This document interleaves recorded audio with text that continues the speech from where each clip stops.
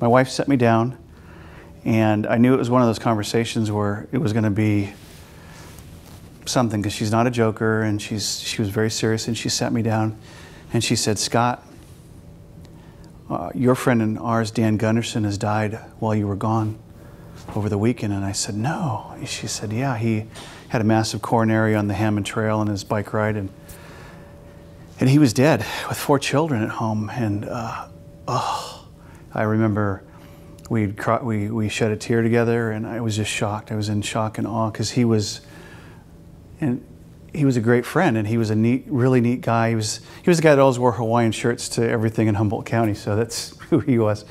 And I loved this guy, and he made an impact in my life, and suddenly, without notice, he's gone.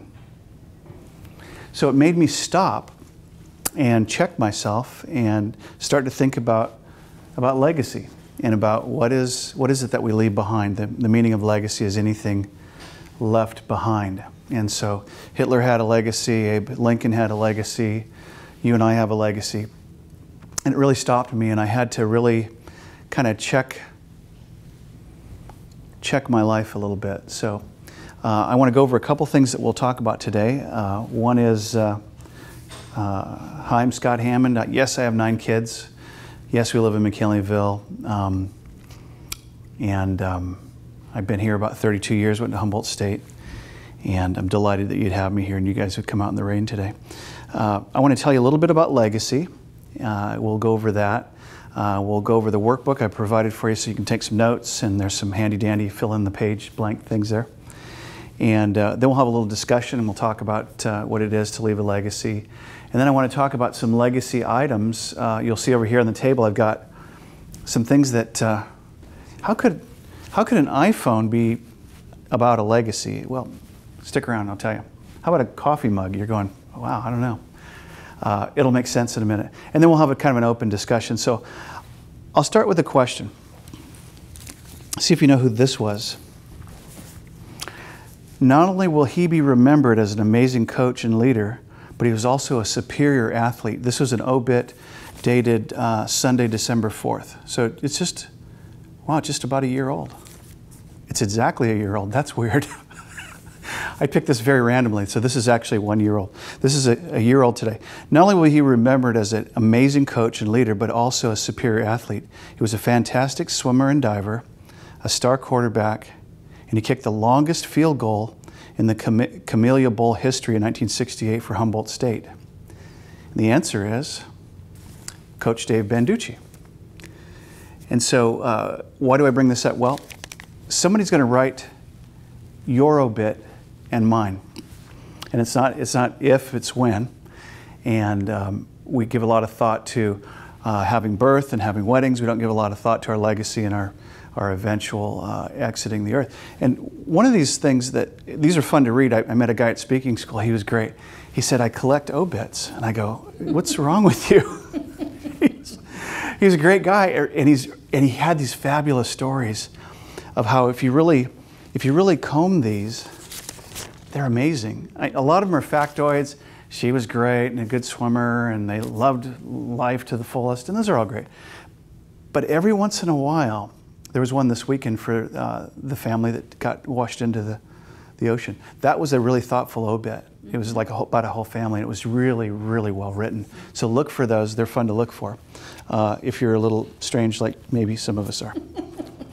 So someday, somewhere, someone is going to give your legacy and your memorial. And the question is, what are they going to say? And your best friend's going to stand up there, and they're going to have a few words to say. What will they say about your life? And the answer is, you're still formulating that answer. When you get to that point, it'll be a little too late to formulate your legacy. But you can start living that now. And I've characterized a good legacy as something that's open-hearted,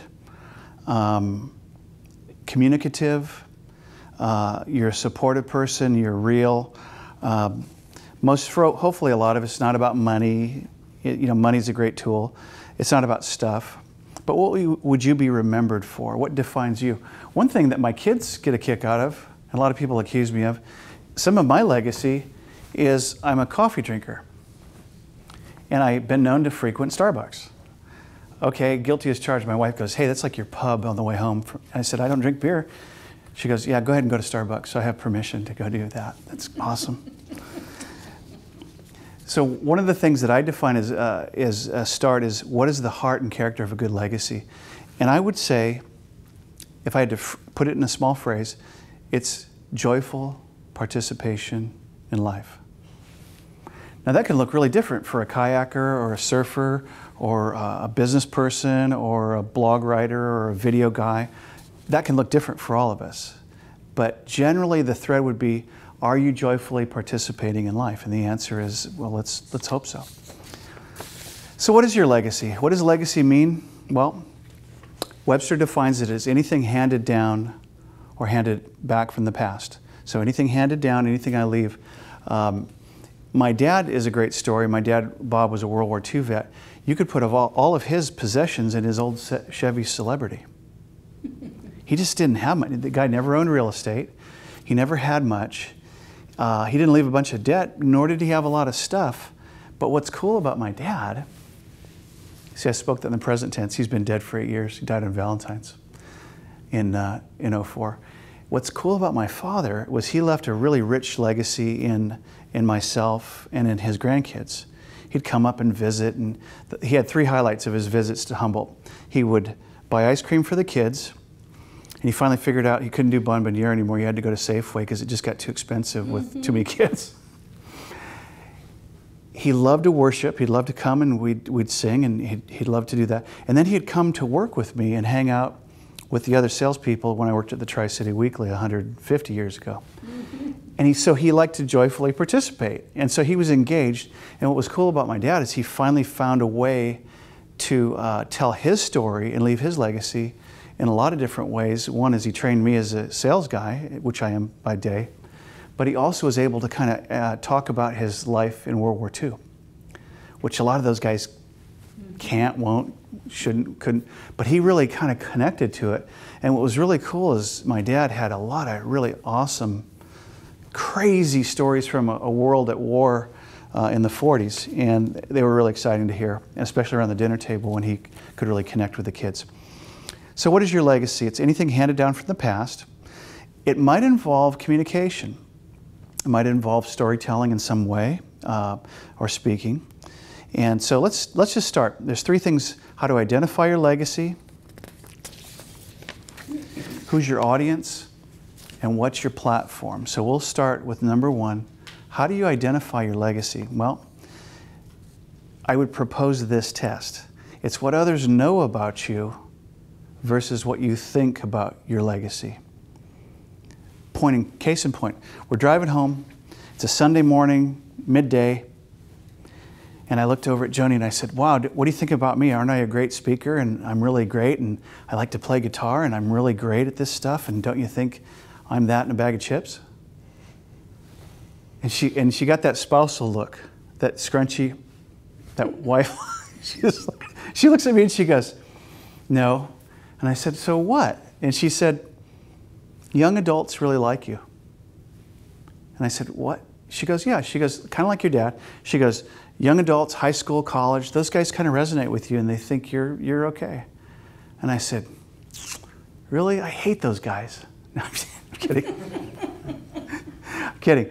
But it's the point is, what you might think about yourself and how you perceive yourself versus what others really know about you.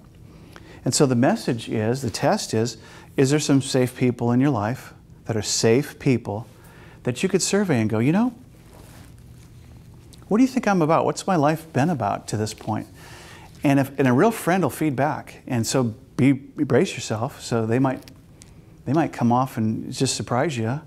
And that's not always a bad thing. So survey. Number 2, find out what your passions are. The passion test. Are you all about coffee? Are you all about communication? Do you like to talk to family? Are you a communicator?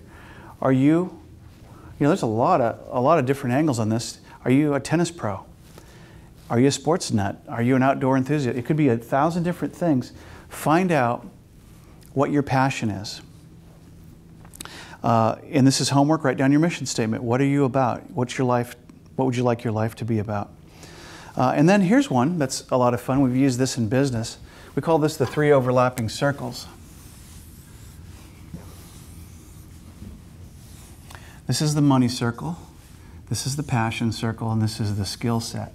So maybe money is not always about legacy, but it could be. You need money to eat. And what do you love? And what are your skills? And in this zone in here is where you can really find something that's really fun. For me, I found blogging and writing and speaking. And I'm the author of The Everyday Dad. It's a book, and if I had any preparation, I would have brought one and flashed it at you, but I don't want to pitch my book. But the net is I wrote a book. How do you write a book with 9 kids at home? It's the same way you eat an elephant. Little teeny bites, little small half-hour edits in the morning when you get up really early before kids begin screaming. So one of the things that I did is I decided to go ahead and write a book. And what's interesting, the universe has a really interesting way of dealing with this.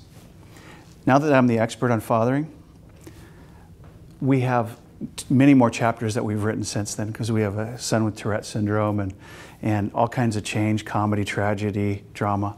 And so when you think you know something, beware. You're just getting started. And how true of parenting. So how to identify your legacy? Survey people. Ask yourself what your mission is. Find out a little bit about the 3 circles. And then, really kind of think about that. So what could your legacy be? And what do people think? Number 2, who is your legacy audience? What do I mean by that? Well, who listens to you? When you show up, when you do your thing, when you interact, who really likes it when you show up, and who listens, and who picks up when you throw down? When you got something to say, who is that? And it could be anything. It could be a role as a parent or a boss or a coworker, perhaps. It could be on a board. It could be a dozen different things, thousands. But who is it? What's that office? Number 2 is who's your demographic? Who really likes you? Now, according to my wife, young people kind of like me. I don't know why, but they do. And so I reach out to those guys. College people, they're a lot of fun. They're just, they're great. And teenagers, I'm always high-fiving them on the way through and, hey, what's going on? What's up? And just really mess with them. Hey, where's my hug? And it just throws them off enough to go, wow, an adult talked to me and is really kind of crazy. And so it's just fun. Your demographic. Who's your community, your tribe? Who are your peeps? Who are the people you hang out with? Here's one. Who do you love? Who do you have this big burning desire to help? Could be Relay for Life. Could be folks with Down syndrome. We're part of the Buddy Walk, so we support Down syndrome awareness in Humboldt County.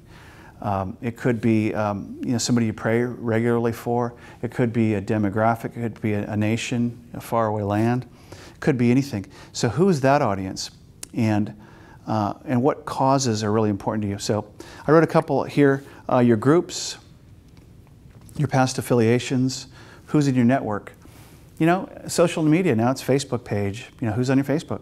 Who likes it? Who's always liking the stuff that you put on Facebook? Maybe that's somebody that's resonating with who you are and your experience. Maybe people from your past. What's really a riot for me is to go back to my high school reunions in San Diego. And all the beautiful people, just not that beautiful anymore. Me included. I had really long hair. I had hair down to my middle of my back. And don't you know, it's like God catches up with you in time. So that happens. And then another audience might be your community, maybe your business community. Who do you hang out with in Rotary, or I and I are in BNI together, business networking. So there's a variety of places that you can hang out and be with people that have a like mind. Okay, so what's your legacy? Who's your audience? Number 3, how do you assemble that legacy message? So let's talk about that. What are the tools of a good legacy? Well, we all have a different venue and a platform. Now, there could be literally a million different things. Some people are very good writers. Some people are very good artists. They sculpt, they paint, they have an expression. Some people are really good coffee drinkers, and they just like to hang out and listen to people. and care about people. I married one of those. I do a lot of this, and she does a lot of this. And it's funny how I often work out my own problems by just being listened to. By the way, that's the number one need in the human beings, to be understood. So it doesn't need to necessarily be, hey, you're a rock star and you're a TV, American Idol. It doesn't have to be that. It could be as simple as you're somebody who's kind, who reaches out, who listens, who's attentive to a circle of friends, that when they have needs, you're there. You're the person, you're the gal, you're the guy that shows up, you're there first, and you meet needs. That's an awesome legacy. So all of us are leaving a legacy. How do we grab some tools to begin to assemble that legacy? I would say if you own a computer, one of the first things you can do is start to write about maybe your life a little bit and just start a little blog. Get a blog site like WordPress or TypePad, and they're free, and you can set it up and just start to tell your story and find things that are fun and that are cool that you resonate with. You can put photos up and just maybe start to tell your story a little bit. That's fun. And often how I spawned a book was I started blogging, and then suddenly there's this thread of life, and I'm going, oh wow, management and business and sales really totally relates to managing a household and managing kids. It's almost weird, but it's all about people. And guess what? All we are is kids in big people bodies. So it's a lot of the same principles, not all, but some. So I was able to come up, take that thread and do a book. So what venues and media fit your message, fit your life platform? Maybe there's a story, my friend Michael Fratkin, Dr. Fratkin, he's the palliative care guy at St. Joe's. He tells a story of a woman who had terminal cancer, and they had a young baby girl. And what they did is they put together video for every year of her life, for every event, from birth to first day of school to junior high to high school to college to marriage to having kids. And so they had a ritual in their family as this girl grew up, the young woman grew up, is they'd watch videos and have mom show up and tell her about, hey, here's how I see you and this is what I've learned. And so she could actually instruct her daughter, which I thought highly creative. Really moving actually when you take that kind of preparation. So what venue fits your personality? Are you a musician? Maybe you're composing some music.